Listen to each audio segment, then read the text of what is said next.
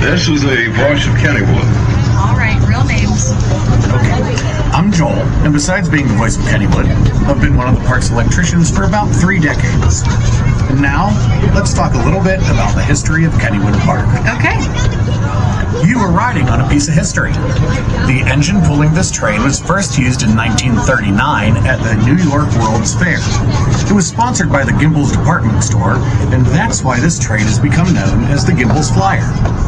The coaches and theme of the ride have changed over the years, but it took its first ride here at Kennywood in 1945. We should start at the beginning. Our story begins way back in 1818 when Charles Kenny purchased the land that would one day become Kennywood. The land became a popular picnic spot known as Kenny's Grove around the time of the Civil War, and on December 18, 1898, the Kenny family leased the land to the Monongahela Street Railway Company, officially creating our small trolley park.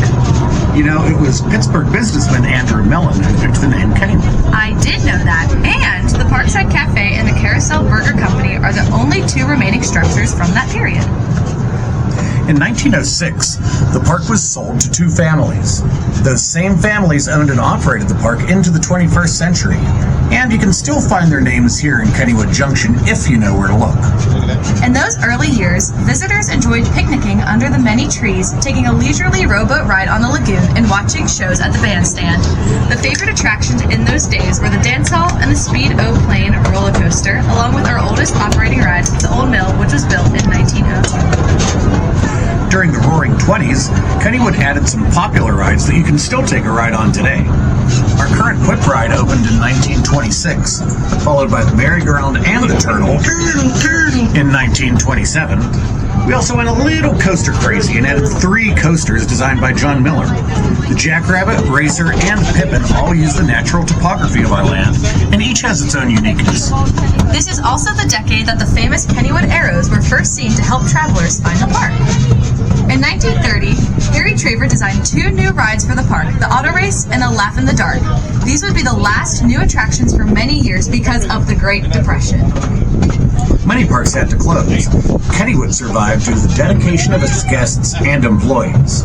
You worked here back then, didn't you? I'm not that old. Admission was free in those days, and many people spent their days playing skee-ball in the Penny Arcade, dancing in the dance hall, or enjoying zoo-related attractions like the Monkey House. There were also many appearances by popular band orchestras and other local personalities. Eventually, the Depression subsided, and in 1936, Kennywood built a new walk-through dark ride, Noah's Ark. Ironically, this was also the year of Pittsburgh's great St. Patrick's Day flood. Out of the Depression and into the war era, World War II was a driving force in the 1940s. Kennywood's own radio station, the Voice of Kennywood. I recognize that name. I'm sure you do. But this Voice of Kennywood would broadcast news from the front lines of the war from the middle of the park. 1941 provided some much-needed laughter with the debut of Laughing Sal. And the post-war baby boom saw the addition of the Little Dipper roller coaster and an expansion of Kittyland, which was one of the largest in America. And as the nation entered into the television age in the 1950s, so did Kennywood. Our bandshell became host to many celebrities of the day: the Lone Ranger, Clarabelle the Clown from the Howdy Doody Show, and my favorite, the Three Stooges, just to name a few. That decade also saw the addition of our fall fantasy parades and the fondly remembered Kitty Cadillacs. The 1960s and 70s were challenging times for Kennywood. With the emergence of theme parks, Kennywood had to make big changes to compete. We saw the addition of the popular gas-powered Turnpike ride in 1966. Then in 1968, with the demand for a new roller coaster and no room to build one, Andy Vettel redesigned the Pippin, creating a more thrilling wooden roller coaster called the Thunderbolts. It was ranked as the nation's best in the New York Times in 1974. In 1975, Kennywood made the decision to build its first $1 million ride, the Log Jammer. This helped launch us into a new era. We also decided to retire the popular characters of Henry and Howdy Doody and create our own mascots, including Kenny Kangaroo and Jeeters. But do you know the most important addition to the park in this era? Of course, it was the Potato Patch with its world-class French fries.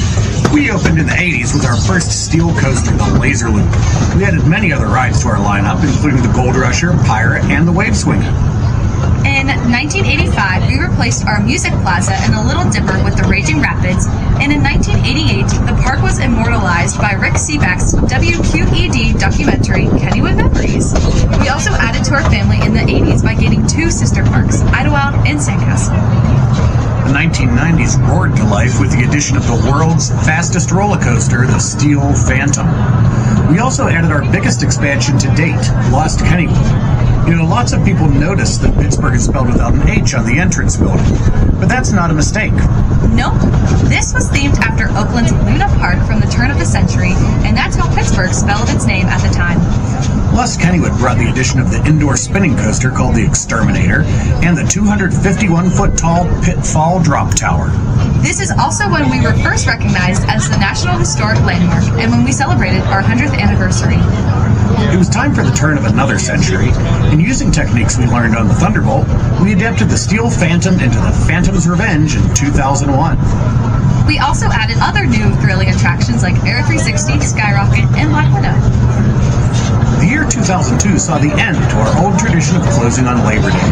During Phantom Call Fest, our family-friendly park transforms into a haunted thrill experience after dark. Starting in 2011, guests could enjoy millions of lights and even some of their favorite rides in the winter at our Holiday Lights Christmas Time celebration. In 2019, Kennywood again became home to the state's tallest and fastest coaster with the debut of the Steel Curtain. In 2022 and 2023, we celebrated our 125th birthday with park-wide enhancements that celebrated our past while looking to the future.